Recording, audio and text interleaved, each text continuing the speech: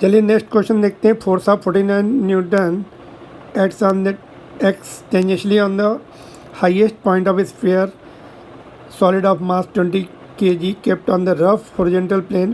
If the sphere rolls without slipping, then acceleration of the center of the sphere is। देखो इसको दो तरीके से कर सकते हैं। एक तो हम ये मान लें ये इस पॉइंट कांटेक्ट पॉइंट के अबाउट रोटेशन स्टार्ट कर रहा है ना,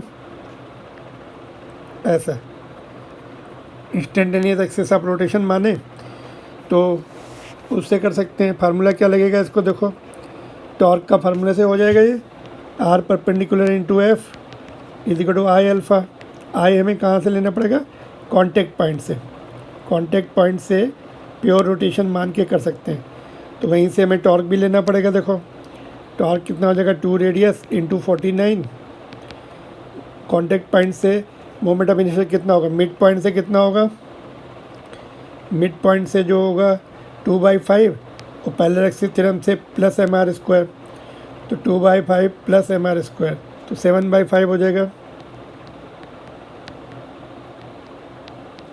अल्फ़ा को a/r लिख सकते हैं, तो ये r इधर से और इधर से कैंसिल हो गए पूरे, तो a आएगा 2 इंटू 49, 5 इधर आ गया और 7m, m की वैल्यू 20 है, यहाँ पे 2 लिखा है बट 20 है, वो देखो हमने 20 कर दिया पहले से ही।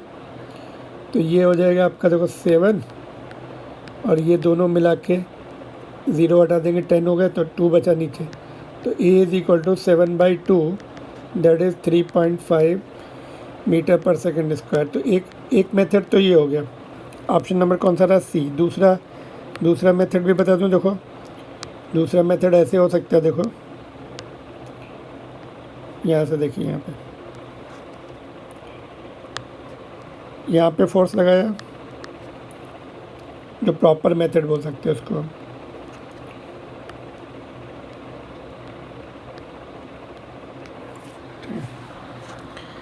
और कांटेक्ट पॉइंट पे फ्रिक्शन लग रहा है, फ्रिक्शन को आप पीछे मान सकते हैं, वैसे इस केस में आगे लगता है, तो डजंट मैटर, फ्रिक्शन को आप पीछे लीजिए और आंसर चेंज नहीं हुआ, एक्सेलेरेशन सेम आएगा, बट फ्रिक्शन की वैल्यू अगर निगेटिव आ गई सॉल्व करने से इक्वेशन, तो वो आगे लग रहा है, ऐसा बस, दैट मच ओनली। तो otherwise acceleration will be unaffected. तो यहाँ पे equation let A be the acceleration of centre of mass, जो हमने कैलकुलेट किया अभी। एक इक्वेशन तो प्योर रोलिंग है, A is equal to R alpha. दूसरी इक्वेशन क्या बनेगी, translational F net is equal to M A. तो फोर्स आगे एफ लग रहा है, पीछे फ्रिक्शन है, माइनस एम इंटू ए। इक्वेशन एक ये हो गई, एक ये हो गई। तीसरी इक्वेशन रोटेशन के लिए टॉर्क लेना पड़ेगा। देखो यहाँ से मिड पॉइंट से टॉर्क लो, फ्रिक्शन ऐसे घुमाने की कोशिश कर रहा है, ये ऐसे, दोनों टॉर्क ऐड हो जाएंगे। Net torque is equal to I alpha. तो फ्रिक्शन का torque F into R, force का torque F into R is equal to I यहाँ पे 2/5 सेंटर ऑफ मास से, रोलिंग हमेशा सेंटर ऑफ मास से होती, 2/5 mr² इंटू अल्फ़ा, अल्फ़ा की जगह a/r लिख देंगे।